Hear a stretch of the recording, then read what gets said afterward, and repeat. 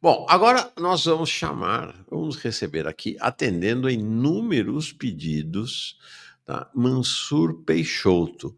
Mansur Peixoto hoje é uma figura central para pensar o Brasil, o Oriente Médio e o mundo. Ele é ativista digital, ele fundou o canal História Islâmica, que é o maior projeto de divulgação histórica islâmica em língua portuguesa no mundo, e é o idealizador e realizador do documentário Israel Paralelo. Para nós, uma alegria, uma grande honra recebê-lo aqui. Mansur, que bom que você pôde vir. Bom dia. Muito obrigado, doutor Mauro. Como é que o senhor está? Espero que esteja ótimo. Estou Assim, é muito um bem. prazer inenarrável estar aqui hoje. Para mim também, Mansur. Bom, em primeiro lugar, parabéns pelo canal e parabéns pelo documentário. 6 horas de documentário narrado todo integralmente por esse que está aqui do meu lado, ó, Mansur Peixoto. O pessoal fala, você fala muito, 3 horas e meia, 4 horas no ar. Ele narrou um documentário de 6 horas, realmente impressionante. Deixa eu mostrar o História Islâmica aqui, para quem não conhece. Deixa me ver aqui. Não. Onde está? Peraí. Esse YouTube hoje está nos dando dor de cabeça. Esse YouTube. Está aqui, o História Islâmica. Vamos ver se agora ele vem ao ar para nós.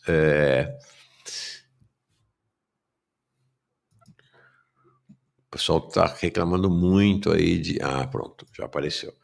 Reclamando muito aí com o YouTube. Então tá aqui o História Islâmica, são 47.700 inscritos, vamos nos inscrever mais e mais, 348 vídeos até o momento. Tá aqui, então vem, ó, tá o Israel Paralelo, logo aqui no começo, 6 horas e 9 minutos, Tártaros e Chechenos entre Rússia e Ucrânia, Espetáculo da Morte, tá? Então são projetos todos recentes. Proibido se chamar de Mohamed, o Arthur Duval e o excesso de Mohamedes na Inglaterra, Capitão Moro, o passado oculto dos muçulmanos no Brasil, a guerra e o profeta, uma conversa sobre Islã e violência. Explica para nós o que é o História Islâmica, desde quando existe, qual a tua ideia com ele? Bem, seu Mauro, eu sou natural de Recife, Pernambuco, né? Mesma cidade do nosso grande Jones Manuel, né? Uhum. Passei ali minha infância naquelas ruas com cheiro de maresia e esgoto do Recife, tão características, aquela combinação de arquitetura colonial portuguesa, holandesa, aquela coisa toda. E sou muçulmano, né? E uma das coisas que eu mais percebi enquanto morava naquela cidade, naquele mix, né, cultural do Recife, é que quando eu estava com qualquer coisa que me identificava como muçulmano na rua, né, seja um Uhum. adereço religioso, ou estava indo para a mesquita, ou voltando alguma coisa assim, alguma pessoa ou parava para fazer uma brincadeira, ou parava para fazer uma pergunta. Mas uma das coisas que eu sempre notei é as pessoas não sabiam sobre quase nada do que elas estavam falando ou sobre o que elas queriam perguntar. Por quê? Apesar de um onipresente cultural islâmico que você vai encontrar numa capital nordestina, se você tem um bom olho para a história, para o folclorismo brasileiro, para todas aquelas coisas, as pessoas elas estão introduzidas nisso sem saber absolutamente nada sobre Islã, civilização islâmica, sobre como a cultura e a civilização islâmica moldou, né, a história do Brasil. Eu nasci numa cidade que o nome dela é de origem árabe, mas ninguém sabe o porquê, né? Então a gente tem uma série de camadas e camadas de mistificação e de, digamos assim, de desconhecimento histórico.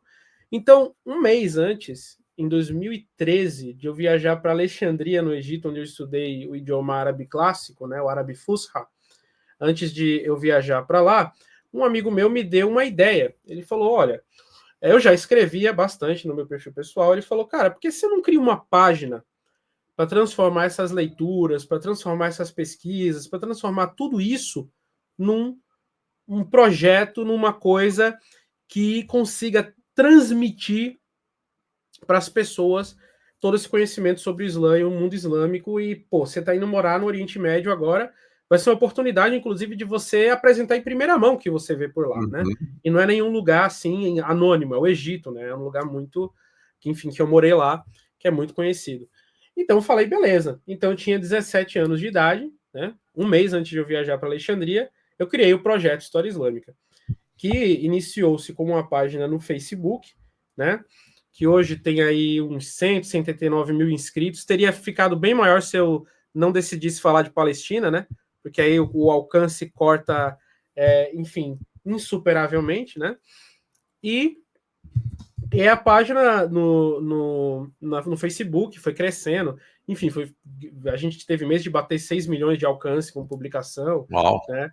E realmente, principalmente na época da Copa do Catar, nossa, a gente tinha muita visualização. A gente criou um canal no YouTube depois para a página, site, aí perfil no Instagram, e o projeto foi se diversificando nas formas que ele vai apresentando digamos assim, o nosso conteúdo. Então, antes a gente produzia o quê? Mapas, imagens e textos. Aí a gente foi para artigos científicos no nosso site. Aí depois a gente foi para produzir documentários. Mas todos os materiais com esse objetivo, de mostrar a cultura e as atualidades, a história do mundo islâmico para as pessoas.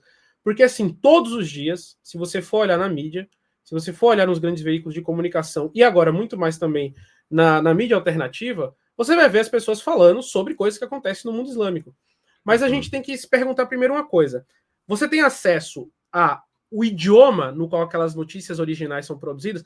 Imagine se eu fosse falar do Brasil sem falar português, sem ler português. Eu ia estar tendo um quadro fidedigno do Brasil, ou ia estar sendo apresentado para mim um Brasil pela vontade de uma outra pessoa que está ali tentando traduzir aquilo ali para mim, ou apresentar o que ela quer para mim. Né? E o mundo islâmico é isso. As pessoas falam do Irã sem saber Farsi. As pessoas falam do Afeganistão sem saber Dari, sem saber Pashto. As pessoas falam do mundo árabe sem saber falar árabe. As pessoas não se focam em aprender. Não é que para você conhecer qualquer coisa de um país você tem que virar um linguista. Não é isso. Mas assim, não se focam em compreender suas próprias limitações antes de serem tão taxativos sobre regiões do mundo que elas às vezes não sabem nada. Então, assim, o História Islâmica surgiu dessa forma. A gente hoje tem uma equipe de especialistas, né, em diversas áreas, doutores, pessoas que são formadas em história, geopolítica, pessoas que têm formação em ciências políticas, filosofia, história da religião, enfim, várias coisas, para estar ali juntando e compondo comigo, né, que sou aí o showman desse projeto, essa iniciativa que é o História Islâmica. Eu sou basicamente aí o apresentador. Legal, muito legal. Olha, comentários aqui, muitos comentários chegando. O CSSU. Show de bola ver o Mansur Peixoto por aqui no Farol Brasil. A Caroline Perazzoli disse que acabou de fazer a inscrição lá no canal. Muito obrigado. O Marcos Farias diz assim: eu mesmo tinha muito preconceito contra o Islã antes de conhecer o canal História Islâmica. O Lulinhas dizendo: grande Mansur, muito bom vê-lo por aqui. Sabe, Mansur, eu fundei e ainda participo atualmente, sou um dos participantes. Antigamente era quase que só eu, mas é sempre assim esses projetos, né? Foi crescendo o canal Paz e Bem, o canal de espiritualidade plural. Né? Já fizemos lá vários cursos sobre a espiritualidade do Islã, sobre a história, né? No caso, fizemos um curso sobre história do Brasil, teve um grande destaque a revolta dos malês, né, muçulmanos negros, lá na Bahia, que marcou tanto a história do Brasil. Então, a presença, tivemos um curso com um professor espanhol, especializado no Alcorão, né, ou no Corão, para falar das origens, da construção, da elaboração do Alcorão. Foi muito legal, muito legal. E eu sou muito fascinado pela mística islâmica. Né? Existe uma mística islâmica fascinante e que ela é muito desconhecida aqui no Brasil. E se você se mergulhar na mística islâmica, você vai destruir completamente essa versão ocidental de um Islã feita por gente violenta, por gente que quer. Não, a mística islã é uma mística das mais delicadas do planeta. É muito forte. Eu sugiro para você, tem inclusive livros dele, o Rumi, por exemplo, que é um místico islâmico do século XIII, ele escreveu algumas coisas que são entre os melhores pensamentos, um dos melhores, das mais belas poesias. Vou ler duas aqui, tá, Mansur, se você À permitir. vontade. Por que você permanece na prisão quando a porta está completamente aberta? Depois, outra aqui. Desde que chegaste ao mundo do ser, uma escada foi posta diante de ti, para que escapasses. Primeiro foste mineral, depois te tornaste planta, mais tarde animal. Como pode ser isto o segredo para ti? Finalmente foste feito homem, com conhecimento, razão e fé. Contempla teu corpo, um punhado de pó. Vê quão perfeito se tornou. Quando tiveres cumprido tua jornada, de certo hás de regressar como anjo. Depois disso, terás terminado de vez com a terra e tua estação há de ser ao céu.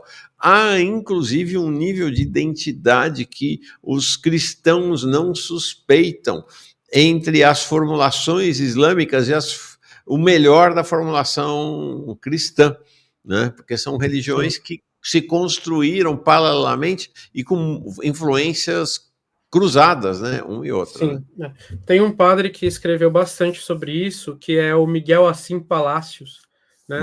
Ele tem um livro muito bom sobre a Divina Comédia, a influência islâmica na Divina Comédia. A gente fez um vídeo sobre isso no História Islâmica também, e sobre a influência da mística islâmica e, enfim, da mística cristã na construção do cristianismo na Península Ibérica, né? Ele escreveu um livro também muito bom sobre Ibn Arabi.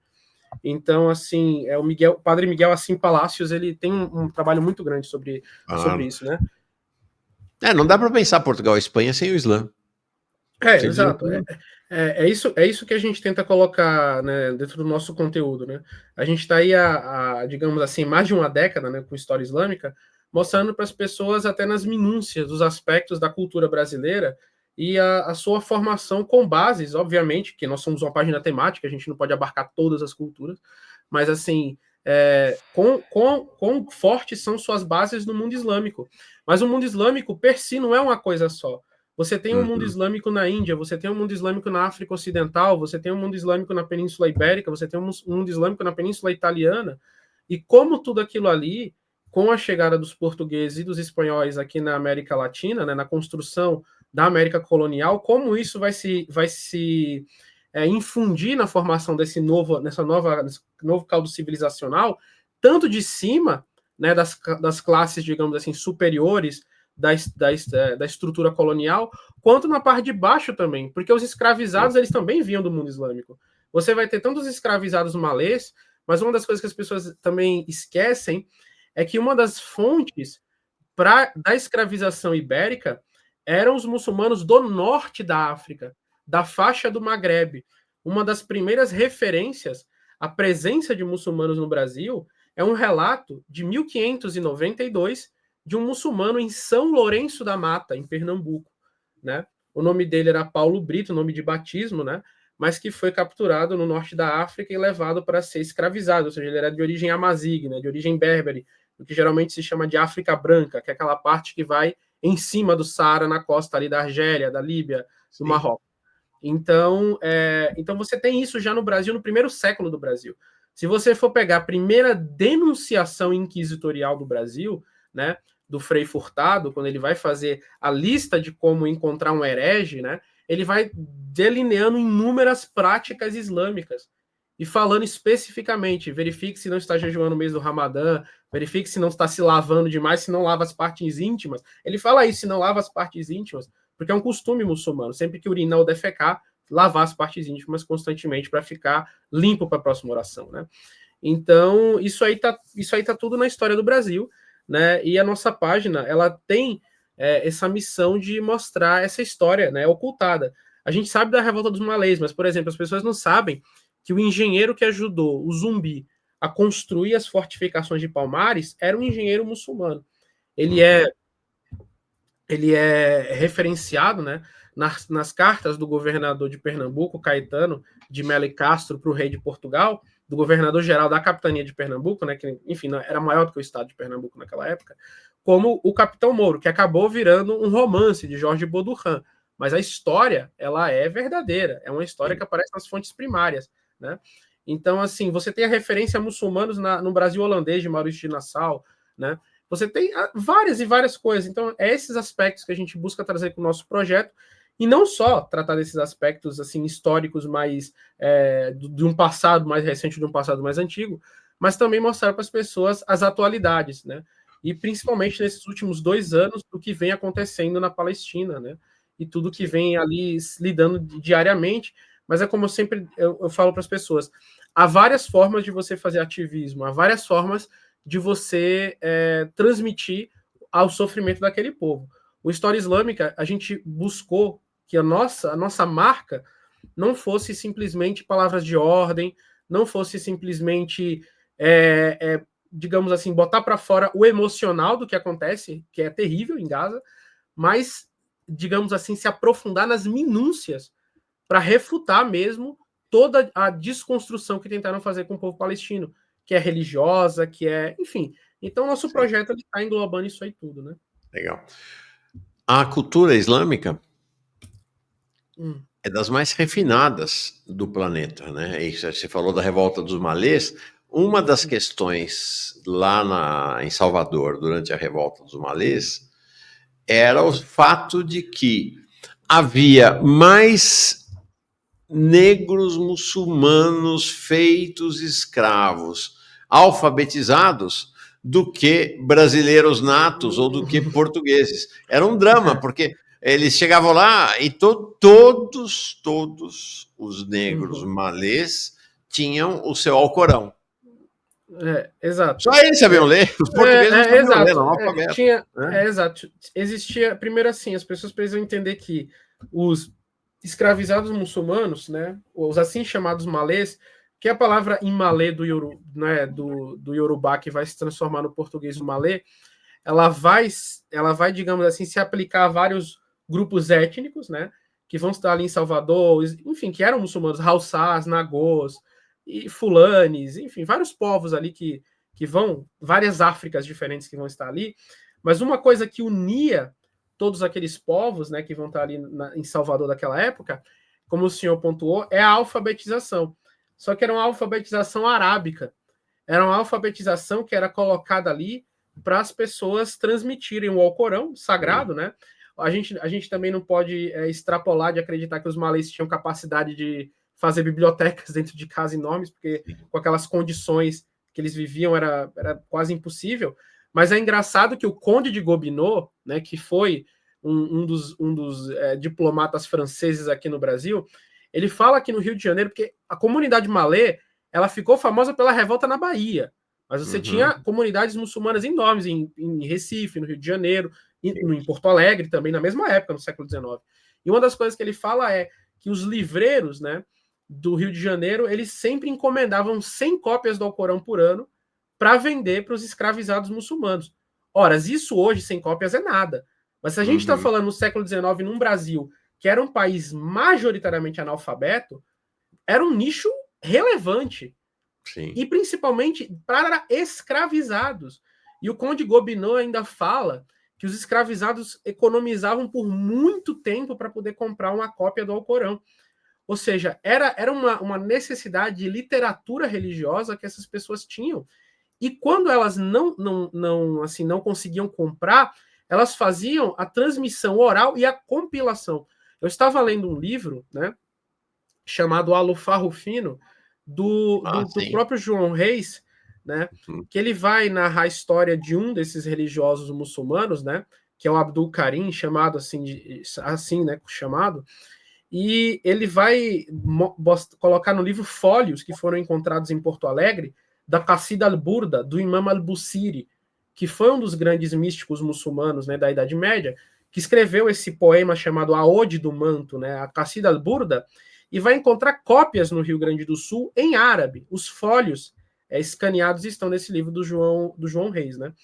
Então, assim, não só mostra uma transmissão do que é básico do Islã, né, aqui no Brasil em árabe, mas os escravizados tentando transmitir poemas, tentando transmitir uma literatura, inclusive, assim, mais superior também, no sentido de uma certa sofisticação dentro daquele ambiente de senzala, né?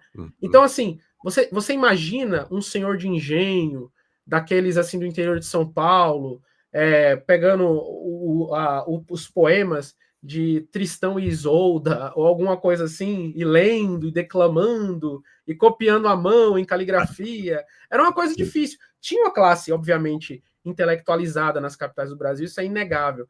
Mas, assim, naquele ambiente rural, naquele ambiente agrário, onde muitas vezes as pessoas que administravam o campo, que tinham condições de se educar pela posse financeira, eram analfabetas, os escravizados não. Eles eram letrados, né? Então isso vai ser uma marca, realmente, que nem o senhor pontuou, desses muçulmanos no Brasil, né? Sim. Senhor, não, por favor. Desculpa. Eu já tinha esquecido. A gente já tinha brigado por isso. A gente já tinha brigado já. Ó, deixa eu registrar o Alessandro Júnior, Isn't Alice, está aqui como novo membro. Muito obrigado pela tua chegada, pela tua colaboração. Quem mais chega aqui como nova membra é a Conceição Bulhões e a professora Caterine dizendo: Mansur, tive o privilégio de crescer no Marrocos e morro de saudades da cultura. Antes de entrar no Israel Paralelo, no documentário, uma última questão, Mansur, que é a presença islâmica no Brasil hoje. Uhum. Como é que se dá essa presença? É expressiva? Eu tenho notícia de que, inclusive, se começa a ter uma presença islâmica nas favelas, em lugares mais empobrecidos no país. Como é que está a presença islâmica no país hoje? Sim, olha, presença islâmica nas comunidades carentes do Brasil sempre houve, né? A mesquita onde eu frequentava no Recife quando eu morava por lá era uma mesquita, uma comunidade de uma favela, né?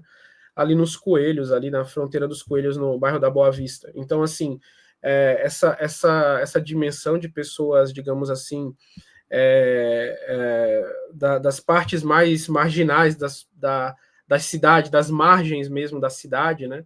De entrando no Islã já é um processo que acontece há muito tempo, mas que agora vem se intensificando. Digamos assim, a diáspora, os descendentes da diáspora africana, que, digamos, têm ancestrais muçulmanos nas suas linhagens, indubitavelmente, voltam a encontrar com o Islã aqui no Brasil. Mas a comunidade muçulmana no Brasil, ela continua ainda muito diversa no sentido de que o Islã ainda é muito ligado a um certo estrangeirismo. Ainda é bastante, e eu não falo isso com nenhum grau de negatividade, mas apenas pontuando uma realidade, ela ainda é muito associada à diáspora levantina do Líbano aqui no Brasil. Ou seja, a maioria dos muçulmanos no Brasil ainda não é que são libaneses, são descendentes de libaneses, né? Sim. São brasileiros, são pessoas que são brasileiras, tá? A gente não tá aqui falando que são estrangeiros que chegaram no Líbano ontem ou 2 dias atrás, não. São descendentes, mas ainda está muito fechada nisso. Há um número grande de convertidos, muitas pessoas, muitos brasileiros entram no Islã todos os anos, né? Mas ainda é um processo muito tímido porque a comunidade muçulmana ainda não tem estrutura para receber essas pessoas. Óbvio que isso não é uma coisa generalizada. Você tem algumas comunidades aqui em São Paulo, você tem algumas comunidades no sul do país, no Paraná, que já desenvolveram estruturas para dar um suporte intelectual a pessoas que querem conhecer o Islã e se tornar muçulmanos. Perfeito. Mas devido a essa certa deficiência, né, a comunidade ainda mantém-se majoritariamente centrada nesse núcleo, né, árabe-libanês no Brasil. Mas há um número cada vez mais expressivo, não só de brasileiros que se convertem, mas de imigrantes da África, né, que são muçulmanos, além da região do Sahel, ou principalmente do Senegal, e que vêm para o Brasil em grandes números, e que já têm filhos aqui, e daqui a pouco netos, daqui a mais 10 anos, enfim. E já são pessoas que estão dando continuidade a um Islã africano no Brasil que tem 500 anos de história, né? É isso que as pessoas precisam entender. A história do Islã no Brasil é a história da própria escravidão no Brasil, infelizmente, da escravização no Brasil. Então, é esse aspecto que a gente tem que entender. É uma história que está dentro do nosso país. Se você for pegar, para finalizar minha fala nesse ponto, a aclamação de Dom João VI, né, como imperador de Portugal, Brasil e Algarves, que o Debré pintou, você vai ver que quem segura a coroa de Dom João sobre a cabeça é um cavaleiro português, um indígena brasileiro e um árabe, de turbante e tudo, segurando a coroa na cabeça dele. Ou seja, você tinha uma simbologia ali de um reconhecimento desse passado, né, dessa cultura aqui no Brasil. O Rodrigo Gonzaga registra a presença islâmica aqui no Rio Grande do Sul é muito forte na região sul do estado, principalmente em Bagé, onde é comemorado o Dia Municipal do Islã, dia 12 de maio, daqui a uma semana. O Vinícius Danzi manda a colaboração dele. E uma última pergunta, eu tinha dito que era a última antes do documentário, era a penúltima, então. Aqui no Brasil existem mais xiitas ou sunitas? Aqui no Brasil é mais sunitas como no mundo todo, né? A comunidade xiita no Brasil, ela existe, ela é expressiva principalmente em São Paulo e no Paraná, né? Mas em São Paulo, na capital mesmo, tem 2 mesquitas grandes, né, xiitas lá em São Paulo.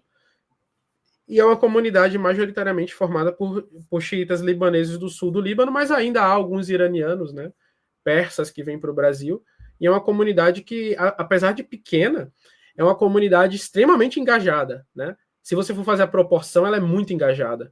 Você vai ver que é uma comunidade que produz muita literatura, que é uma comunidade que produz muito conteúdo nas redes sociais, né? Os xiitas brasileiros. Então, assim... Você é xiita ou sunita? Eu sou sunita. Esta visão que o Ocidente tem é superficial. Xiitas e sunitas são inimigos mortais, é verdadeira?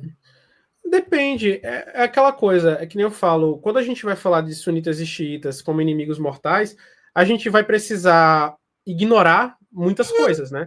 A gente vai precisar ignorar que, por exemplo, xiitas e sunitas, antes da invasão americana do Iraque, não viviam em guerra civil, né?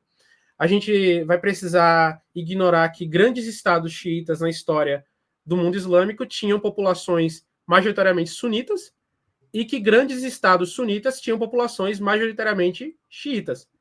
E esse tipo de situação sempre existiu na história do mundo islâmico.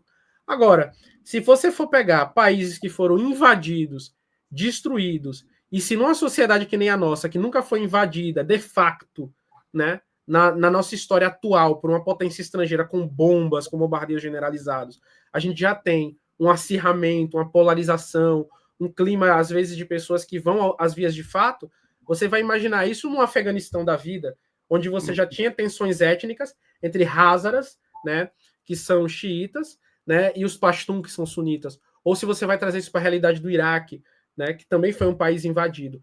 Então, assim, onde você tem esse tipo de coisa, você vai ter disputas e guerras fraccionais. Agora, se você for para outros lugares, o Bahrein é um país que tem um governo que é sunita, mas uma população substancialmente xiita. Qual foi a última vez que você ouviu falar de uma guerra no Bahrein entre sunitas e xiitas? Não, Bahrein você só escuta, né, para saber de Fórmula 1, de corrida, mas mesmo assim você tem essas duas populações que estão ali, que em tese deveriam estar se matando, né? Então, assim, há diferenças entre sunitas e xiitas, mas há muita cooperação entre sunitas e xiitas, né? Sem sombra de dúvida. Mansur, vamos então falar desse brilhante documentário. Está aqui, então, mais uma vez, deixa eu só mostrar. Aqui no História Islâmica, tá? Você vai, logo no comecinho, você já vai ver Israel Paralelo, um documentário de 6 horas e 9 minutos e 29 segundos de visualizações, foi lançado há um mês, já está com 93 mil visualizações. Mansur, começando, precisam enfrentar. deixa eu ver aqui. Pegasus como Lavender possuem perigosos potenciais para serem usados. Calma lá. Deixa eu voltar para o comecinho. Mansur, fala para nós da onde veio a ideia do documentário Israel Paralelo. Conta um pouco a trajetória até chegar nele e o sucesso, né, enorme que o documentário está tendo. Bem, o documentário Israel Paralelo, ele surge da mesma forma que, né, surgiu aí todos os nossos conteúdos sobre a Palestina, né? Desde o 7 de outubro, né, que foi o marco do lado israelense, né? Porque a gente tem que entender que no ano de 2023 Israel já tinha feito vários outros 7 de outubro na faixa de Gaza, né? já tinha centenas de palestinos mortos no ano de 2023, antes de acontecer, né, a operação Dilúvio de Al-Aqsa no território israelense, né, ocupado por Israel. A gente vai ter uma máquina que ela sempre existiu, mas ela foi ligada no máximo, na máxima voltagem, de propaganda sionista, que não só tentava denegrir os palestinos no sentido de manchar, né, como a gente tem essa palavra no português, no sentido de transformar a causa palestina numa causa de terrorismo, no povo palestino num povo que não tem história, que não deveria nem estar ali. Foi uma coisa que foi muito além, e essas pessoas passaram a receber e a ganhar fundos e a ser incentivadas a fazer uma série de conteúdos que visavam demonizar a própria ideia de ser muçulmano, né? Foi uma imensidão, uma enxurrada de conteúdos, obviamente feitas por canais, na maioria das vezes, ligados à direita política brasileira, né? E que do nada começaram a virar especialistas em mundo islâmico. Então, assim, o projeto História Islâmica, né, precisou, digamos assim, assumir esse manto de fazer essas respostas, né? Porque as pessoas precisam entender que Israel trabalha da seguinte forma: não é que tem só uma ONG israelense que faz conteúdo só naquele conteúdo da ONG para promover o Estado de Israel e defender as suas pautas e sua chacina de palestinos. Não, Israel contrata um influencer de yoga, Israel contrata um influencer de um canal de história, Israel contrata um influencer de um canal de perfume, e quando precisa, essas pessoas todas, numa mesma semana, no mesmo mês, no mesmo período, são enviadas para Israel para fazer viagem ou para falarem de seus canais, abordando positivamente o que acontece com os palestinos. Então, assim, aquilo ali veio numa torrente muito forte e que a gente precisou criar muitos conteúdos para ir rebatendo e respondendo, né?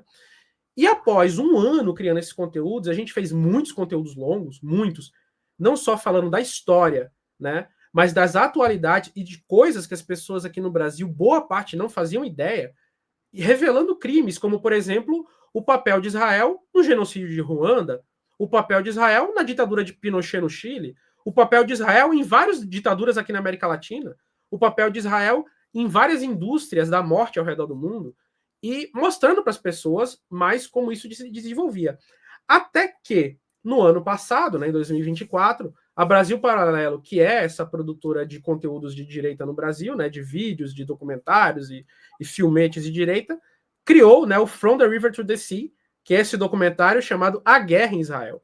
Inicialmente, eu estava em viagem, né, quando eles fizeram esse lançamento, e eu não estava pretendendo, não era a minha intenção fazer nenhum tipo de resposta a esse documentário. Por quê? Primeiro, pessoal, vocês têm que entender que uma das grandes batalhas que a gente do História Islâmica enfrenta é recursos. A gente não tem patrocínio de país multimilionário, empresário multimilionário, não, a gente vive de Pix. E quando você vive de Pix, você vive numa situação muito instável, né? Porque um mês você consegue arrecadar para manter sua equipe paga, no mês seguinte você não consegue. Então, assim, você assumir um projeto para você tomar e deixar a equipe focada produzindo ele, 6 horas de documentário, para nossa realidade financeira do nosso projeto, é uma loucura. Porém, eu recebi tantos pedidos e tantas pessoas falando assim: vocês precisam fazer alguma coisa, vocês precisam fazer uma resposta a isso, vocês precisam, digamos, dar um conteúdo à altura, porque a questão da Brasil Paralelo, gente, não é que eles vão apresentar uma coisa contundente no conteúdo deles. Que, nossa, é difícil da gente responder, é um paradoxo da causa palestina. Não, é muita bobagem, na verdade. Só que é num volume tão grande e digamos assim, espalhado para tantas pessoas com propaganda paga no Brasil, de modo que mais de 5 milhões de pessoas assistindo o documentário da Brasil Paralelo, que a gente precisa fazer alguma coisa. Então eu sentei com a equipe e falei: gente, olha, vamos fazer esse documentário, vamos fazer uma resposta Brasil Paralelo. Como? Vamos atrás de especialista em edição de filme, em roteirizador, pagar uma equipe de professores para fazer um roteiro bem profissional, vamos atrás de todo mundo, vamos juntar e vamos arrecadar, vamos sair pedindo, vamos passar o chapéu. Então foi o que a gente fez, né? E após meses de árduo trabalho, eu falo para vocês, trabalho muito árduo, vocês não têm noção do que é gravar, editar e pesquisar 6 horas 9 minutos de conteúdo, gente. É muito difícil. É muito difícil, entendeu? É pesado. Então, assim, a gente pegou, assumiu e fez, né?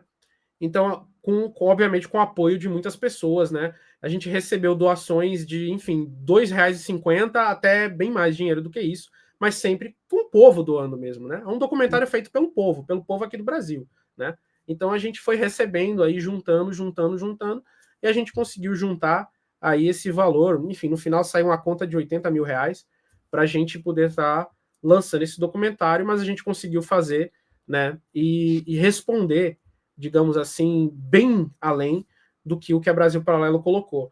Porque a gente não só rebateu argumentos em si, a gente pesquisou as pessoas que estavam apresentando aqueles argumentos no Brasil Paralelo. Porque assim, como é que a Brasil Paralelo coloca o seu conteúdo? Ah, nós somos defensores dos bons valores do Brasil, não sei o quê. Aí bota o Mordecai Kedar para dar entrevista, que é um cara que defende o estupro de mulheres árabes. Entendeu? E bota aquele cara como especialista, tá entendendo? Ali para ficar falando, né? Então, assim, a gente foi fazer uma investigação, né? Então, um documentário, não só um documentário, mas um dossiê sobre o documentário do que a gente está respondendo. E a gente não só responde argumentos, a gente vai além, a gente se aprofunda, né? Então, tá aí dividido em 12 capítulos, né? Fora o prólogo e o epílogo, e com 6 horas, mais de 6 horas aí de duração.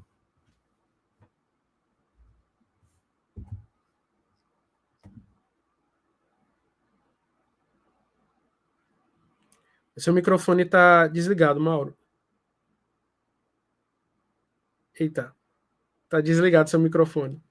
Perdão. Agora abriu. Perdão, desculpa, Mansur, desculpe, pessoal. Então, você indo lá, você não precisa necessariamente assistir do começo para o fim, tá? Você pode ir assistindo aos poucos, claro, 6 horas de duração. Sim. Eu fiquei uma semana assistindo.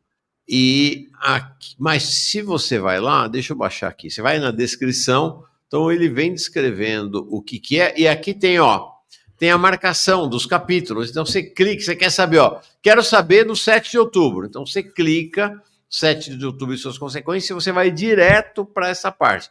Quero saber dos crimes de Israel. Você vai lá, vou clicar aqui, por exemplo, os crimes de Israel. Então, já fui lançado, capítulo 8, os crimes de Israel. Tá passando aí?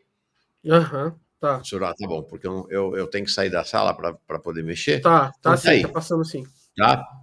Então, você vai olhar ali esse capítulo, tá? Nossa, muito, muito legal. O Nelson Toledo aqui dizendo que já se inscreveu. Alguém aqui perguntou, a Silvana Dunley mandando a contribuição dela para nós aqui. Alguém perguntou se se houve algum tipo de ameaça contra o documentário da parte do Brasil Paralelo. Não, ninguém fez nenhuma ameaça, nenhum tipo de assédio jurídico contra a gente, né? Aqui a gente, assim, eu não falo isso como uma forma de vangloriar, nem de, nossa, essas pessoas têm medo do que a gente vai fazer como resposta, não é isso. Mas eu percebo que a gente foi bastante livrado, né, disso aí. Ninguém veio nos ameaçar, ninguém veio nos processar pelo que a gente está fazendo, até porque, que nem eu falo, né, o História Islâmica a gente não brinca, né? A gente não tá aqui para, como o pessoal fala na internet, para fazer treta, né? A gente tá para fazer um combate sério e intelectual daquelas coisas que são propagadas como verdades para as pessoas aqui no Brasil, né? Tanto é que grandes, enormes, né, porta-voz de Israel no Brasil foram convidados ao debate conosco em grandes podcasts, não da nossa parte, mas da diretoria desses podcasts, e simplesmente rejeitaram, sem alegar nada. Não, a gente não pode, né? Enfim. Então, assim, a gente tá aí fazendo um conteúdo que é realmente contundente, né? Sim. Primeiro, queria que você... Primeiro não, já estamos aqui há vários tempos falando. Sobre especificamente ao documentário. Vocês se referem, né, ao documentário do Brasil Paralelo, From the River to the Sea, ou do rio ao mar, que é uma palavra de ordem palestina, né, que eles usam como título do documentário deles, para contrapor e, na verdade, usurpar até a palavra de ordem palestina, né? Porque agora eles é que falam que é Israel do rio ao mar. O que é From the River to the Sea? Bem, o termo From the River to the Sea, né, que é uma parte de um lema maior, que é From the River to the Sea, Palestine will be free, né, que do rio ao mar a Palestina será livre, foi um slogan que foi muito cantado e muito entoado nas ocupações das universidades americanas, né, a quando dos protestos anti o genocídio e anti o apartheid que acontece na Palestina. Então começou-se nos meios sionistas enfim, e derivados a divulgar que isso era um lema para a chacina de judeus, ou seja, que Palestina livre necessariamente significa Palestina livre de judeus. Mas isso, obviamente, não é verdade. O lema From the River to the Sea é do Rio Jordão ao Mar Mediterrâneo, a Palestina vai ser livre da ocupação de uma entidade sionista que é o Estado de Israel. Nenhum proponente do lema jamais falou a Palestina vai ser livre de judeus. Mas assim, há necessidade dessa ressignificação para fazer a propaganda. Só que o lema From the River to the Sea, ele é mais antigo. Ele é um lema que foi originalmente proposto pelo Likud, o partido do Netanyahu. Entendeu? Que era do rio ao mar só haverá a soberania israelense. Então a militância palestina deu uma resposta que não, que um dia do rio ao mar a Palestina será livre.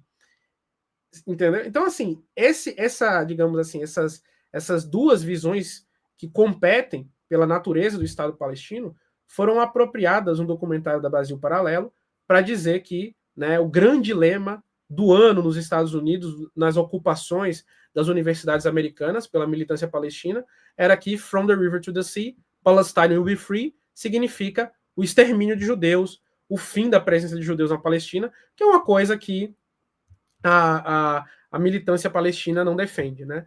Você pode pegar até nas próprias proclamações mais recentes, né, de lideranças palestinas, políticas, intelectuais, até do próprio fundador do Hamas, o Sheikh Ahmed Yassin. A gente botou isso no nosso documentário, entrevista com ele, falando, olha, ninguém aqui odeia judeus por serem judeus. A gente odeia pessoas que estão roubando nossas terras. Se fossem muçulmanos roubando nossas terras, os odiaríamos pelo que eles fazem, e não porque a pessoa é judeu, entendeu? Ele falou basicamente isso, né? E outras lideranças palestinas também colocaram as coisas dentro desses termos, né? Não é um clamor pela limpeza étnica, mas sim sob a soberania de um povo ocupado que tem os seus direitos negados há muitas e muitas e muitas décadas. Como você disse, o documentário revelou histórias desconhecidas ou pouco conhecidas. Uma delas, que é uma das mais espantosas, vale a pena assistir no documentário, é a questão da colaboração de Israel no sionismo, né? Vamos lembrar sempre, estamos falando, quando a gente fala de Israel, estamos falando, neste caso, neste tema do sionismo, né? Não do judaísmo, de Israel, o sionismo com o nazismo, durante a Segunda Guerra Mundial, antes da Segunda Guerra Mundial, durante e até mesmo depois. Essa história é muito interessante, né? Que é a colaboração aberta do sionismo com os nazistas, né? Exatamente. Tem um livro que eu sempre recomendo para as pessoas lerem, né? Que foi lançado recentemente, do Tony Greenstein, que se chama Zionism During the Holocaust, né? Com este nome, Tony Greenstein, você já deve imaginar que ele é um autor judeu, né? Ele fez uma pesquisa incrível sobre como os sionistas se comportaram durante o Holocausto nazista. Que, assim, uma coisa é a relação nazismo com a população judaica. E aí, judeu é sionista, anti-sionista, religioso, ateu, tudo. Essa é uma relação. Agora, o movimento nacional judaico, sionista e o nazismo, aí a história é bem diferente. Você teve muita cooperação, você teve muita cooperação política, você teve muita cooperação econômica, e isso é um fato histórico. A cooperação entre sionistas, que apesar de serem judeus, cooperaram com os nazistas na Segunda Guerra Mundial durante o Holocausto, isso relacionado com a ocupação da Palestina, né, é um fato histórico. Só lerem esse livro, né, que está aparecendo aqui em tela, do Tony Em português Greenfield. não tem ainda? Não tem. Ainda não tem. Mas o Breno Altman, ele fez intervenções no nosso documentário falando um pouco dessa história, e tem umas partes do documentário que a gente fala também sobre um pouco dessa história, né? Que você teve, por exemplo, o Pacto de Haavara, que deu uma sobrevida à Alemanha nazista quando ela já estava quase derrotada, né? Com financiamento através da compra de armas que iam da Alemanha nazista para a Palestina, que eram então entregues às milícias sionistas para que fizessem, né, ali a ocupação e a Nakba, né, posteriormente, né, a expulsão e morte dos palestinos. Você vai ter, por exemplo, o Avraham Stern, né, que vai se oferecer para Adolf Hitler, né, fazer antes de qualquer emissário palestino chegar à Alemanha nazista, tá, gente? O Avraham Stern, que é o fundador da Stern Gang, que foi um dos grandes grupos terroristas ali que os sionistas criaram no tempo da Palestina Britânica, ele vai enviar cartas ao Terceiro Reich para pedir ajuda militar, para se propor a criar um batalhão, um corpo de soldados sionistas para lutar no Oriente Médio contra o Império Britânico, que era inimigo da Alemanha nazista. Então, isso são todos fatos históricos. Essa cooperação não foi só no campo das propostas. Essa cooperação ela ocorreu de fato. Você tem moedas comemorativas que simbolizam, de um lado, a estrela de Davi, né, da bandeira de Israel, e a suástica atrás, que foram cunhadas para comemorar o Pacto de Haavara. Né? Você tem várias outras evidências históricas nesse respeito. E não só isso. Você tem o sionismo revisionista na figura do Ziv Jabotinsky, né? Que foi uma das correntes sionistas mais alinhadas ao fascismo, que buscou aliança com Mussolini, que mandava jovens sionistas para a Itália fascista.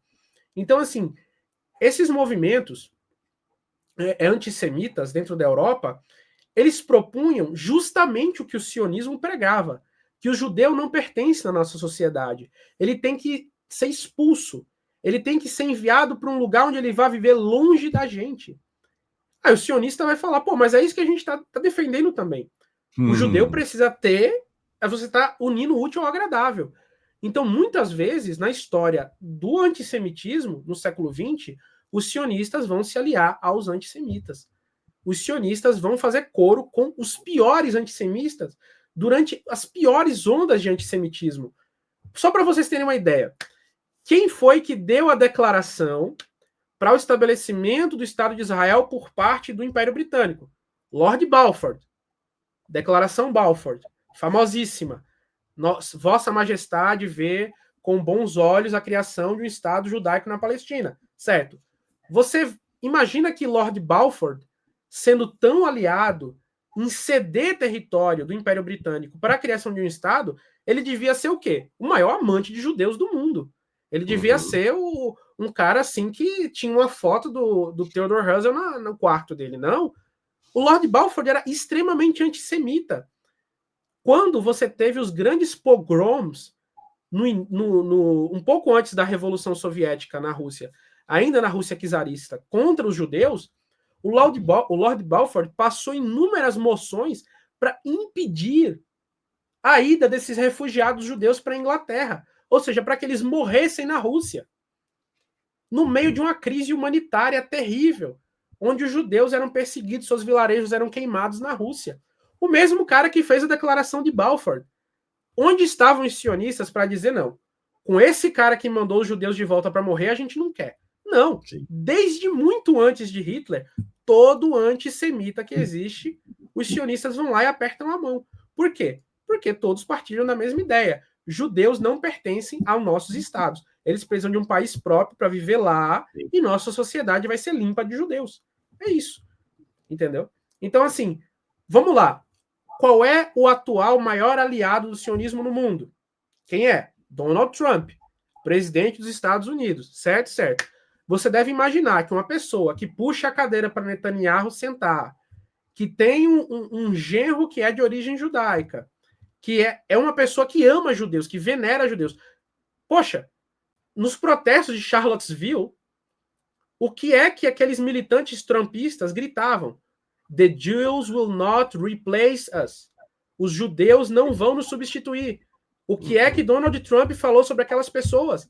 Que são pessoas decentes. Ali no meio tinha muita gente decente, que são pessoas decentes, gritando slogans nazistas nos Estados Unidos. Então, o sionismo sempre vai se aliar com os antissemitas ao longo de sua história. Sempre. Sempre vai se aliar. Mas uma coisa é a relação antissemitismo, povo judeu, e sionismo e antissemitismo. Porque na primeira relação é um antagonismo, obviamente, por definição, mas na segunda existe uma necessidade parasitária. Para que o sionismo sobreviva, os judeus precisam de inimigos virulentos. Então, quando esses inimigos estão ou enfraquecidos ou não existem, eles precisam ser alimentados pelo sionismo para que a ideia de sionismo continue sendo viável. Porque se os judeus do mundo forem integrados em todas as sociedades que eles vivem, não tem a necessidade de um Estado judeu no mundo. É isso. E não é um Estado judeu. Porque o problema não é um Estado judeu, mas um Estado judeu no molde que Israel foi feito. Porque, em tese, todos os povos têm direito à autodeterminação, né? Mas eu posso defender a autodeterminação dos lituanos sem querer que os lituanos cometam a limpeza étnica e que criem um Estado onde é dividido por castas raciais, né? Eu posso, digamos assim, querer as duas coisas. Mas o Estado de Israel, como ele foi estabelecido, não tem nada a ver com a autodeterminação judaica em si. Sim. Tem a ver com a expropriação territorial e o estabelecimento de uma sociedade racista. O Mansur, a Lu Souza, tia Lu Souza Cruz, diz assim: milito em favor da Palestina nas minhas redes sociais desde dezembro de 2023. Meu coração sangra todos os dias. Palestina livre, muita admiração por Mansur. E ela diz também: conheci Jones Manuel através da causa palestina e me tornei comunista. Legal. Obrigado, viu, Lu? Obrigado. Tem um trecho do documentário que me impressionou demais. Isso, de fato, não sabia. Fiquei chocado, que é este trecho aqui. Não vou botar o som, claro, para a gente poder ir conversando. Esse trecho é deste senhor que está indo no mercado lá em Israel, tá? Lá em Israel, e aí você vê que uma cena que é bem comum aqui no Brasil, né? A comida descartada, e aí chegam pessoas para recolher, né? E quem são essas pessoas? Olha aqui, ó, deixa eu botar o som. Why? Ele tinha. Are there many Holocaust survivors who come here? יש הרבה שמגיעים לפה, בסוף היום. Why? כסף שמקבלים, כנראה לא que é o seguinte: 45 mil pessoas sobreviventes do Holocausto, portanto, sobreviventes da Segunda Guerra Mundial, em Israel, judeus, catando o resto de comida, vivendo abaixo da linha da pobreza. Fiquei chocado com isso, Mansur, porque Israel passa uma imagem para nós que está tudo resolvido, todo mundo acolhido, que a vida é boa em Israel, cascata. Além de passarem pelos campos de concentração na Alemanha, eles agora passam fome em Israel. Exatamente. Israel que tem dinheiro para pagar podcast, para pagar viagem com tudo pago para deputado brasileiro, para ficar indo lá tirar foto, para ficar indo lá fazer propaganda, né? Tem um número cada vez menor, né, de sobreviventes do Holocausto, porque essas pessoas, por serem muito idosas e viverem sem nenhuma assistência, vão morrendo cada vez mais rápido, né? E que vivem na total penúria, que vivem na total miséria, catando lixo na rua, como a reportagem que a gente colocou lá mostra, né? Então, assim, a sociedade de Israel, ela sempre foi estratificada. Não era para todos os judeus.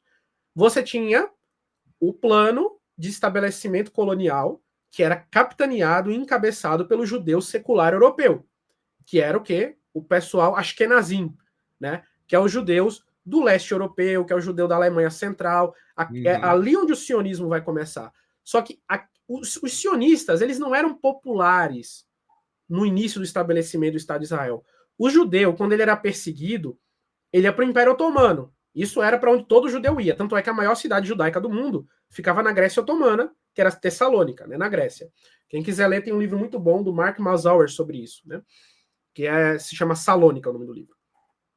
Então, Era para aí que existia. Quando o Império Otomano vai acabar, na Primeira Guerra Mundial, para onde que esses judeus vão? Estados Unidos. Ninguém queria ir para a Terra Santa para estabelecer um Estado com nacionalismo da Idade do Bronze e vamos tentar estabelecer aqui o reino de Davi de novo. Ninguém acreditava nessa ideia. Tanto é que Theodor Herzl, o fundador, né, do movimento sionista, um dos grandes fundadores, era chamado de louco, né? Então, Israel precisou estabelecer uma sociedade onde eles iam para lá, eles tinham o dinheiro, eles tinham as armas, mas eles não conseguiriam fundar um país porque não tinham números suficientes. Então, eles precisavam ficar importando constantemente, através de um processo conhecido como aliá, né, no plural aliot, ascensões, né, porque o judeu ascendia para uma situação melhor, de diversos lugares do mundo. Só que é o seguinte, quando esse judeu, que às vezes, na maioria das vezes, na verdade, não era religioso, porque a boa parte dos sionistas, no início do movimento sionista, eram ateus, entendeu? Simplesmente ateus, não acreditavam em Deus. É que nem um dos rabinos que a gente entrevistou no nosso documentário, ele fala, né? A gente vai depois soltar esse trecho da entrevista privada, né, que ele teve com a gente, porque no documentário ele falou, enfim, por 3 horas a gente teve que selecionar algumas partes. E aí ele fala o seguinte, qual é a diferença entre Jesus Cristo e Theodor Herzl, fundador do sionismo? A gente pergunta para ele, eu não sei. Aí ele fala, Jesus Cristo guardava o sábado, porque ele era judeu. Theodor Herzl comemorava o Natal, porque ele não seguia nada, nem cristão ele era. Então, assim, esses sionistas, eles eram europeus culturais. Então, eles chegaram lá e não tinham números. Então, eles precisaram importar judeus de outros lugares que não eram identificados com o movimento sionista. Quem foram os primeiros alvos depois desses judeus europeus? Eram judeus Mizrahim, ou assim chamados, né, orientais, nesse termo assim generalista, que vai do Marrocos até o Afeganistão. Então eles começaram a arrebanhar esses judeus. Só que quando esses judeus chegaram lá, e a gente tem um vídeo no História Islâmica para quem quiser assistir só sobre os Mizrahim, quando eles chegaram nesses países, primeiro, eles não queriam ir, porque eles eram muito estabelecidos no mundo árabe e no mundo islâmico. Como é que você chega para um judeu iraniano que está lá no Irã desde antes do islamismo surgir ali na região, que está lá desde o tempo de Ciro, desde o tempo de Dário, desde o tempo de Xerxes, e você vai chegar para ele e vai falar, vamos viver num Estado independente judaico. Se nem quando existia um Estado independente judaico, ele queria ir para lá. Como é que você vai chegar e vai falar para um judeu que está lá desde a época de Ciro, da Babilônia, entendeu? Então, o que é que o Estado de Israel começou a fazer? Atentados terroristas, através do Mossad, dentro dos países árabes e outros países muçulmanos da região, para colocar a população árabe contra os judeus, criar protestos, né? E isso deu muito certo, criar essa inimizade, e aí começaram as imigrações forçadas das populações desses países árabes da região e de outros mais distantes para Israel. E também com a proposta, né, que os propagandistas sionistas faziam de terra de graça, casa de graça, tudo de graça, que eles tinham acabado de roubar dos palestinos, todo um país, né? Então eles podiam dar muitas coisas a esses novos colonos. Então, assim, esses Mizrahim chegaram lá. Só que assim que eles chegaram lá, eles apresentavam-se como judeus religiosos que tinham mantido suas práticas culturais muito firmes, né, e religiosas, e aí eles eram mal vistos por esses judeus europeus que estabeleceram em Israel. Então eles foram expulsos para as piores áreas, seus filhos eram sequestrados para serem educados em famílias judaicas europeias. Esse judeu ele precisou ser europeizado. Então as primeiras vítimas disso que os sobreviventes do Holocausto hoje passam foram os judeus Mizrahins. Então, e aí você tem isso, essa casta. Vai ter o judeu do Holocausto que ele é só usado para propaganda. Quando as câmeras desligam, ele volta para catar o lixo, né? Vai ser o judeu Mizrahim que vai ser expulso das regiões circundantes, que vai chegar lá e quando chegar lá ele vai ser o trabalhador assalariado, mais pobre, para sustentar a sociedade dos judeus europeus askenazim. Como último recurso, eles trouxeram os judeus Beta Israel, assim chamados falachás, os judeus etíopes, que você tem um filme muito lindo na Netflix para mostrar o resgate deles. Só que eles não contam que quando chegaram lá, muitas mulheres falachás foram esterilizadas. Metade da população deles caiu na geração seguinte porque as mulheres foram esterilizadas pelo governo de Israel. Pelo simples motivo para não ter muito preto lá. Esse o motivo, entendeu? Então Israel é o lugar para todos os judeus, vírgula, entendeu? Tanto é que surgiu o movimento dos Panteras Negras, Mizrahis em Israel, para combater o racismo que existia lá contra judeus que não eram europeus, que não eram brancos. Então, assim, a sociedade israelense é cheia dessas coisas, né? E a história de Israel é cheia disso aí. Mas, obviamente, tem a propaganda. Somos o resultado direto do Holocausto, mesmo que o projeto sionista tenha começado bem antes do Holocausto. O projeto sionista começa desde antes de Hitler sequer ascender ao poder. Não foi por causa do Holocausto que Israel começou, entendeu? Já era um projeto anterior, entendeu? E tudo isso aí, né? E aí o Holocausto é utilizado como retórica, por eles, né? Porque realmente é uma coisa real. O Holocausto foi um sofrimento real. Mas assim, por eles é utilizado como retórica, como propaganda, mas quando na realidade, né, você vê aí como é que os idosos estão lá vivendo. Né? Sim. Mansur, há uma questão neste imaginário ocidental que busca se contrapor, que busca esmagar o Islã, que é a ideia de que, né, na Europa hoje isso é um tema crucial, né? O preconceito contra os muçulmanos na Europa e nos Estados Unidos é brutal, e há uma ideia de que ou a gente expulsa essa turma, ou eles se reproduzem como coelhos e eles serão maioria populacional logo, e esse país vai deixar de existir. É um discurso recorrente na França, na Alemanha, lá nos Estados Unidos também.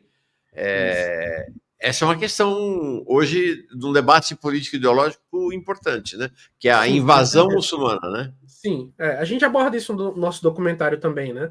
Então, qual é o problema que isso se coloca, né? No início do século XX, todos os países muçulmanos do mundo, todos,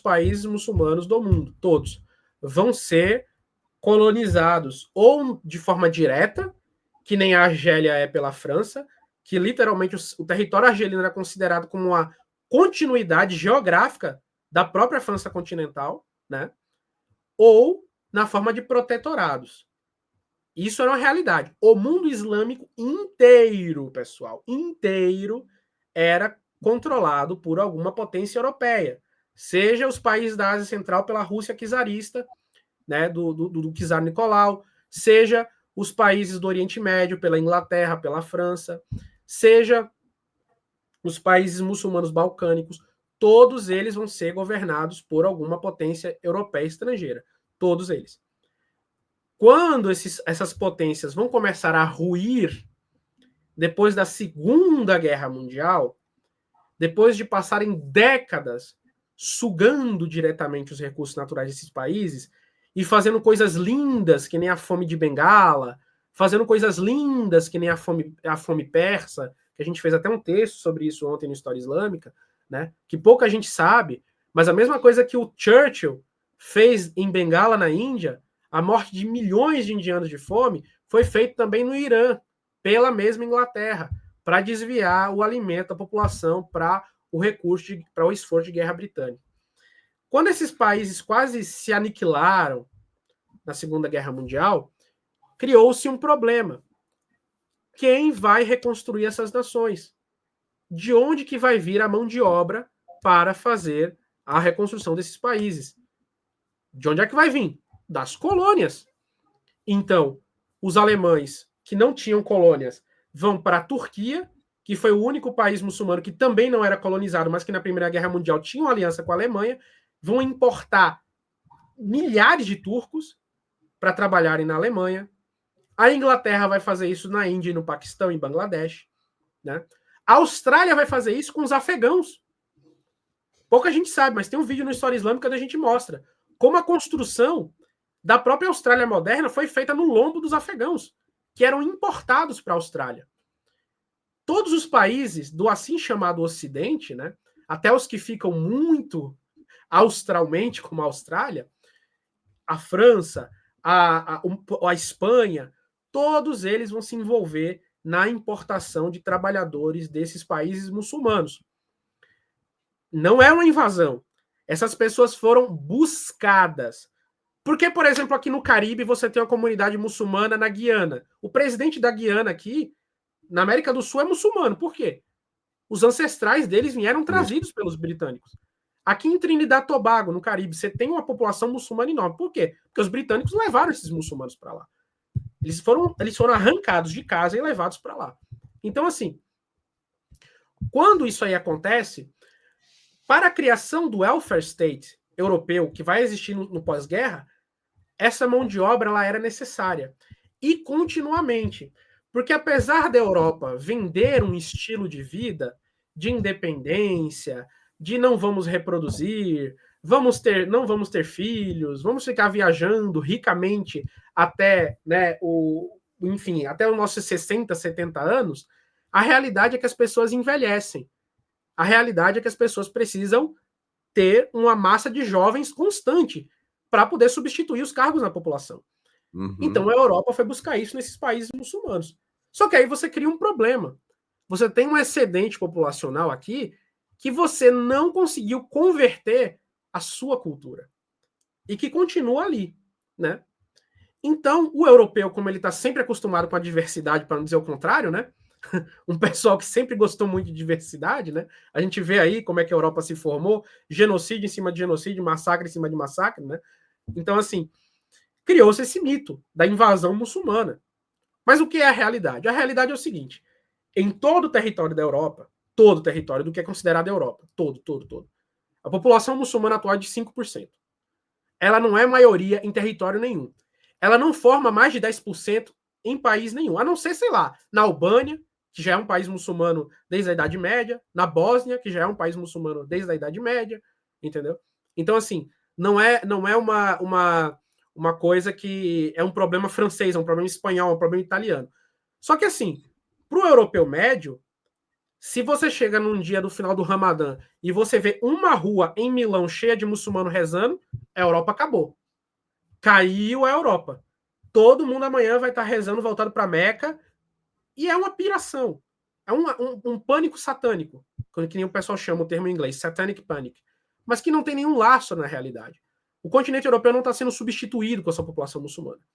A população da Europa não está sendo mudada, modificada. Só que a Europa precisa resolver um problema.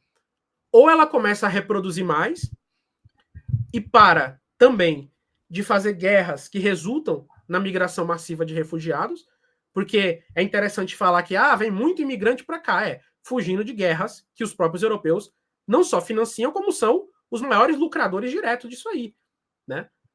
A França, pelo amor de Deus, o que a França faz na África até hoje? Com o que é conhecido como França-África, né? Então, assim, o que a gente tem nisso aí é o resultado das próprias políticas europeias, só que, assim, o continente europeu ele é péssimo na autocrítica, né? A cultura ocidental, para ela fazer uma autocrítica, não. Aí o problema é do imigrante muçulmano, é a invasão islâmica, os muçulmanos estão tentando tomar o poder. Pessoal, não estão tentando tomar o poder. A população muçulmana do mundo não conseguiu se unir nem para libertar um território sagrado, que é o território da Palestina ali, para salvar Gaza, para ajudar a Gaza. Vocês acham que o pessoal está focado em dominar a Europa? Porque chega um monte de gente em barquinho inflável, né? Para ficar sustentando a própria mão de obra de vocês subqualificada?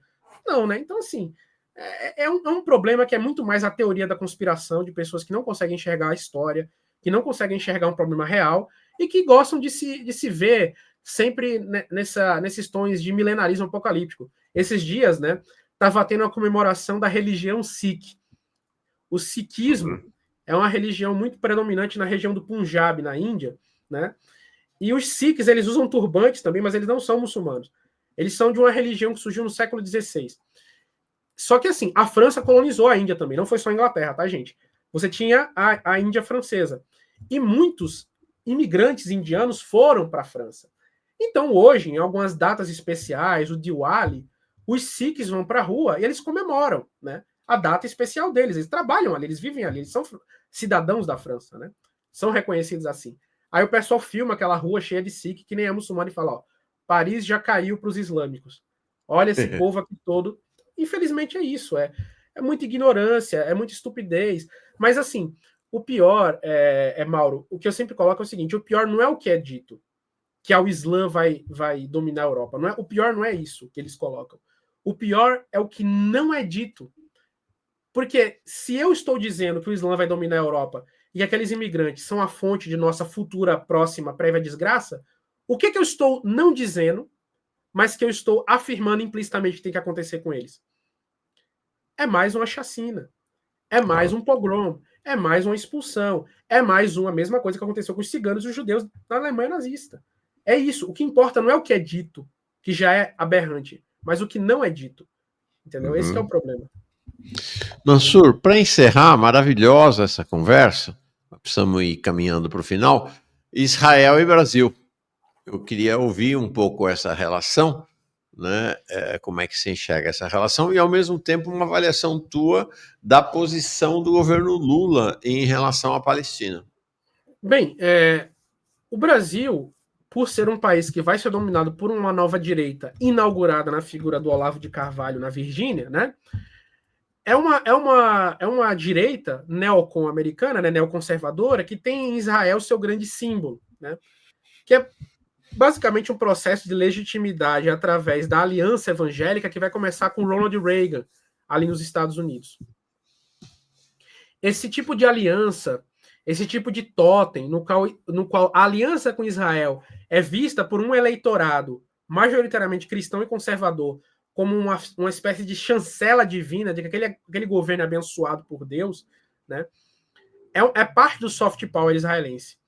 Então, assim, Bolsonaro não é filojudaico, Bolsonaro não é sionista de coração, Bolsonaro só entende a mesma coisa que Javier Milei entende, a mesma coisa que Donald Trump entende, a mesma coisa que todo líder da direita populista moderna entende, que é o quê? Israel é o totem, a gente pendura ela aqui atrás, você tem um eleitorado cativo que já aprendeu nas igrejas com a propaganda israelense pentecostal de que quem está com Israel está com Deus e pronto, a gente coloca a bandeira e a gente ganha voto, é automático. Onde é que está a bandeira de Israel? Aqui, então a gente vai votar aqui.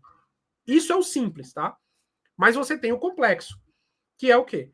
Você tem uma série de interesses do Estado israelense em manter uma força, digamos assim, na política interna desses países que vão se alinhar com a direita neoconservadora aí pelo mundo, né? E é uma coisa que vai acontecer na Hungria, não é uma coisa que vai acontecer só aqui, vai acontecer na Europa, vai acontecer na América do Norte, enfim, para manter os contratos que mantêm Israel viva.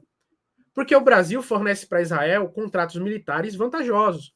Israel fornece para o Brasil soldados. Israel fornece para o Brasil muita coisa. Alimento, fornece muita coisa. Então essa aliança ela é necessária e ela é benéfica principalmente para Israel. Para o Brasil não é. Porque os maiores parceiros econômicos do Brasil é o que? É China, Estados Unidos e a Liga Árabe. Entendeu? Terceiro hoje já. Então, assim, o Brasil ganha muito mais dinheiro fazendo negócio com países muçulmanos do que com Israel. Mas há essa necessidade por essa questão da legitimidade política. Mas isso é temerário para o brasileiro. Porque qual é a tecnologia que o Brasil compra de Israel? É a tecnologia anti-insurgência. Anti-insurgência contra quem? Quem é que vai insurgir? Contra quem? Contra o povo. Entendeu? A tecnologia de espionagem que Israel hoje já usa, que não permite só espionar, mas também espionar e matar, já é comprada pelo governo brasileiro. Já vai ser comprada, porque a Pegasus, que não permitia isso ainda, já estava sendo comprada no governo Bolsonaro. E aí vai ser utilizada contra quem? Mais uma vez, contra o povo brasileiro. Isso que a gente aborda no final do nosso documentário. Quais são as implicações de uma aliança com Israel para o Brasil, né? Então, assim, o governo Bolsonaro, ele é muito, digamos assim, ele é muito forte nesse sentido, nessa aliança com Israel por causa disso, né? E aí você vai ter essa necessidade. Já no governo Lula, nas primeiras declarações do governo Lula, foram declarações extremamente corajosas, extremamente assertivas, movimentos extremamente fortes, só que, infelizmente, o Lula ele tem as suas limitações, né? O Lula, ele não tem, eu não vejo tantas condições, né, do Lula passar muito disso nas suas ações contundentes contra Israel. Porque, pessoal, eu vou ser sincero com vocês, o Estado de Israel não tá nem aí para matar líder de chefe de Estado. Eles fazem isso o tempo inteiro, entendeu? Eles não ligam para isso. A partir do momento que o Lula foi uma pedra no sapato, o Lula cai. O Lula escorregou no banheiro, o Lula teve um infarto, o Lula foi acenar, caiu um beija-flor na mão dele, ele se assustou e morreu, entendeu? É isso. Então, assim, infelizmente, você fica nessa situação delicada, onde o Brasil deveria estar fazendo mais, mas existem alguns motivos por trás dos panos que não permitem, né, essa atuação. Porque uma coisa é o seguinte, uma coisa é querer e outra coisa é poder. Mas essa semana mesmo o Lula mais uma vez se pronunciou em condenação ao Estado de Israel. E, gente, assim, eu entendo que a condenação moral per si não salva vidas. Não é uma frase do Lula que ele vai falar na televisão que vai impedir que um míssil caia numa casa em Gaza ou num campo de refugiado e mate as pessoas queimadas vivas, que nem a gente está vendo todo dia. Não é isso. Mas é importante, porque vocês imaginam o que seria, por exemplo, se fosse o governo Bolsonaro, hoje em dia no Brasil? Assim, a gente já está mandando contingentes e mais contingentes de soldados brasileiros para matar a Palestina em Gaza, né? Então, assim, essa que é a situação. Então, não é fácil, não é simples. Eu gostaria que tivesse, obviamente, sendo feito mais, mas aí o mundo não funciona com base em idealismos, né? Infelizmente, a política ela é fria e pragmática. Isso aí. Legal, legal. Deixa eu te falar uma coisa, deixa eu dar uma notícia aqui, bastante relevante. A gente não chegamos no tema internacional, por sinal, amanhã não, depois de amanhã, quinta-feira, dia 8 de maio, teremos um debate especialíssimo aqui, com a presença do Euclides Vasconcelos, nosso especialista em questões militares, mestre Milton Temer e o escritor Paulo Vicentini, um especialista em Segunda Guerra Mundial, para falar quinta-feira da queda de Berlim e aí do dia 9, sexta-feira, do dia da vitória, quando os nazistas foram derrotados pela União Soviética. Então, o que eu tenho de notícia? E aí o que acontece? O Xi está indo para lá, o Xi Jinping está indo para a Rússia, chega dia 7, fica até 10 de maio, é considerada uma das visitas mais importantes dele à Rússia. Acho que eu falei União Soviética, não é União Soviética, não é Rússia. Tá? O Lula está indo, o Díaz-Canel de Cuba está indo também, e aí o Zelensky fez uma ameaça aos líderes mundiais, dizendo, não posso garantir a segurança de ninguém em Moscou. Né? O mais importante aqui, como você afirmou, Mansur, é o que ele não disse, né? O que ele está dizendo é que ele pode atacar Moscou. Vocês imaginam o que aconteceria se a Ucrânia atacasse Moscou e atingisse líderes mundiais, né? Acho que a União Soviética respondia em 10 minutos com mísseis atômicos e riscava a Ucrânia do planeta, né?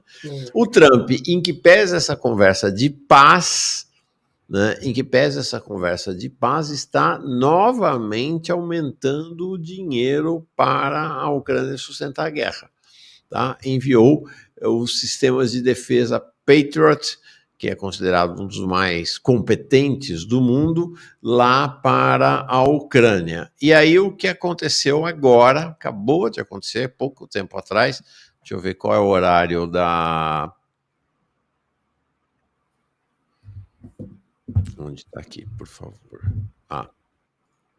Deixa eu mostrar para vocês. Acabou de sair no The Guardian, lá da Inglaterra. A notícia saiu, deixa eu ver aqui há quanto tempo, não está dizendo aqui. Mas agora há pouquinho, tá? O aeroporto de Moscou, os aeroportos de Moscou fecharam, tá, por conta da aproximação de drones ucranianos que tinham atacado a cidade, que atacaram a cidade pela segunda noite consecutiva. Então tá aí realmente a ameaça de Zelensky se cumprindo e temor, tá, em Moscou em relação aos ataques dos drones ucranianos. Diz aqui, voos foram temporariamente interrompidos. O prefeito disse que pelo menos 19 drones se aproximaram de Moscou e um prédio de apartamentos foi atingido. Tá aí, esse é o cenário de momento. Amanhã a gente, claro, vai estar acompanhando com grande prioridade. O pessoal me corrigindo aqui, Rússia, Mauro, eu sei, falei União Soviética, foi saudades. Né? Mas tá bom, Mansur, nossa, gratíssimo, uma grande aula mesmo.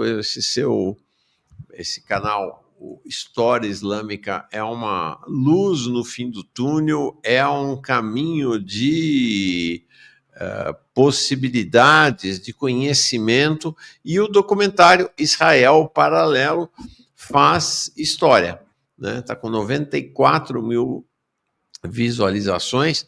Nós precisamos alavancar muito isso. E o número de inscritos no canal também está com 47.700 inscritos. Podemos alavancar bastante também.